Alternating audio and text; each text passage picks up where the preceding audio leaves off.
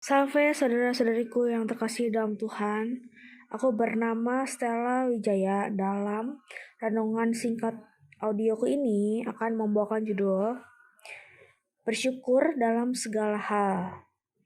Selamat mendengarkan. Mensyukuri apa yang kita alami, yaitu kelebihan-kelebihan kita dalam diri kita dan juga kebaikan-kebaikan yang terjadi dalam diri kita. Bersyukur intinya ya.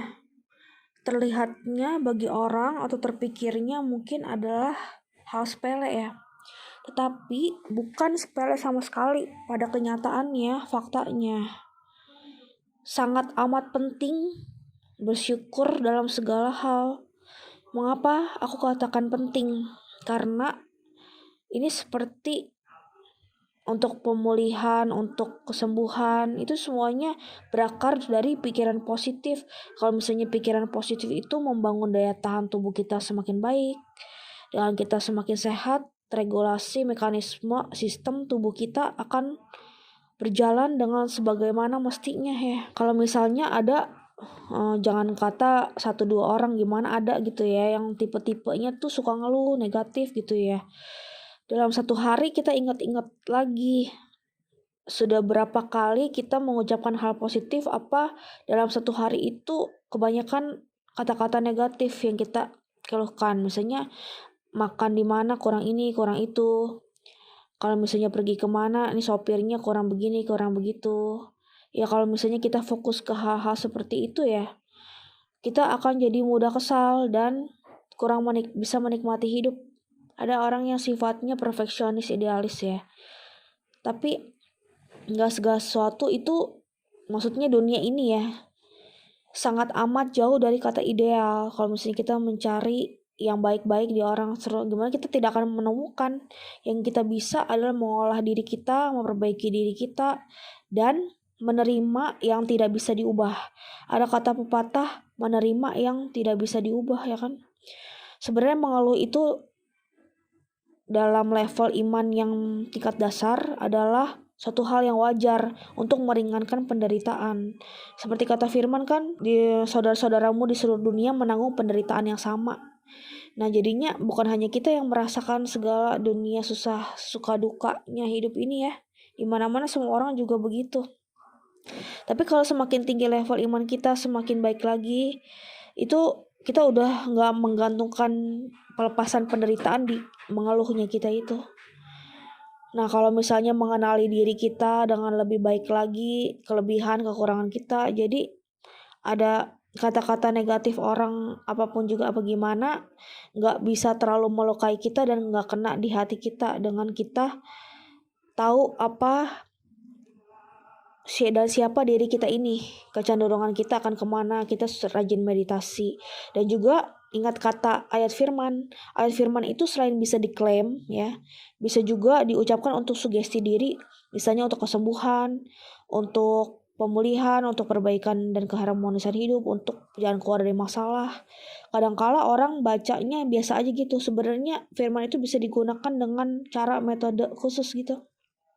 Yang aku suka sekali itu ayat firman. Sebentar ya, kita buka Bible kita. Filipi 4 ayat 8 sampai 9 ini bagus sekali untuk sugesti diri ya. Jadi akhirnya saudara-saudara, semua yang benar, semua yang mulia, semua yang adil, semua yang suci, semua yang manis, semua yang sedap didengar, dan disebut kebajikan dan patut dipuji, pikirkanlah semuanya itu. Dan apa yang telah kamu pelajari, dan apa yang telah kamu terima, dan apa yang telah kamu dengar, dan apa yang telah kamu lihat padaku, lakukanlah itu. Maka Allah sumber damai sejahtera akan menyertai kamu. Nah ini bagus sekali untuk dasar pondasi kita untuk berpikir positif ya. Pernah aku dapat mimpi ada seorang guru bahasa Indonesiaku waktu aku SMP, seorang perempuan datang ke rumah aku berkunjung dengan tiba-tiba. Terus beliau dengan senyum, dengan ramah sekali bilang ke akunya, oh ternyata rumahnya di sini, dicari-cari akhirnya ketemu juga gitu. Terus beliau dengan spontannya memberi selamat kepadaku, menyelami tanganku secara langsung. Ini sudah beberapa tahun lalu, mimpinya lama banget ya. Beliau bilang, menikah dan jadi guru.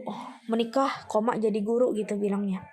Terus aku membuat renungan ini, aku tarik kesimpulan yaitu bersyukur dalam segala hal. Memang sekarang ini juga aku kan sudah ditinggal suami, maksudnya tidak menikah, dan aku berjanji kepada Tuhan juga melayani dengan total, dengan berusaha sekali menjalankan tugas-tugas job desk aku sehari-hari, dan aku bertekad tidak akan menikah karena aku sangat amat mencintai, maksudnya mengasihi malaikat pelindung aku ya. Nah, kalau misalnya dari segala peristiwa yang terjadi, sebenarnya kebahagiaan kita bersyukur dalam segala hal apa gimana ya. Tidak tergantung dari menikah atau tidak menikah. Kalau misalnya menikah juga bersyukur, kalau tidak menikah juga bersyukur, sejauh kita mengalami benar-benar Tuhan Yesus itu siapa, mengenali siapa Tuhan kita, dan menyertakan Tuhan Yesus dalam kehidupan kita, akan tetap bisa bahagia gitu ya.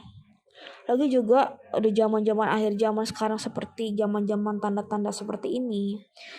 Clue dari malaikat pelindung aku adalah bertahan hidup, bukannya clue-nya menikah, ya kan? Jadi istilahnya udah tanda-tanda mau ke arah mana nih alurnya, udah berusaha banget dipertahankan sama Allah Kudus kan, terus supaya tidak terjadi akhir zaman. Tapi kita tahu sendiri dari tanda-tanda yang terjadi sekarang ya, sejauh mana kita mempersiapkan diri kita, dan apakah kita masih ada 10 tahun ke depan, 20 tahun ke depan, kayak gimana nasib di tengah ketidaktentuan dunia. Tahu sendiri lah berita-berita gimana ya, tidak perlu disebutkan. Yang jadi topik permenungan aku, pernah aku tulis di blog juga, tentang menerima yang tidak bisa diubah. Seperti juga yang kita alami sehari-hari, hidup itu memang bisa dibilang keras, istilahnya yang kuat yang menang, ada hukum rimba ya. Jadi dunia tidak bisa mentolerir bila dalam diri kita lemah atau peka, mudah sakit hati, terlalu perasa ya. Yang bisa kita lakukan adalah berusaha untuk kuat mentalnya, kuat perasaannya, pola pikirnya, sikapnya. Banyak hal di luar sana yang tidak bisa kita ubah. Banyak hal yang di luar sana, di luar kendali kita.